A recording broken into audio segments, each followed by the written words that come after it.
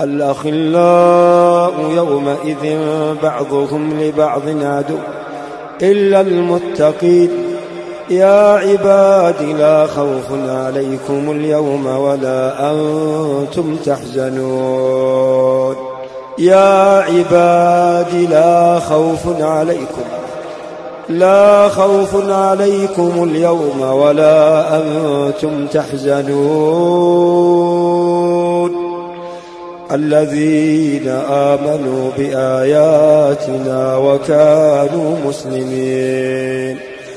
ادخلوا الجنة أنتم وأزواجكم تحبرون. يطاف عليهم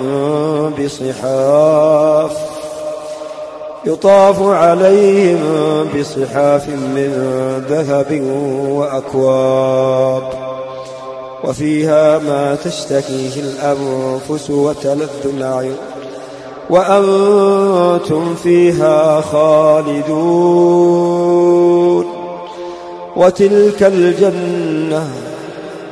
وتلك الجنة التي أورثتموها بما كنتم تعملون. لكم فيها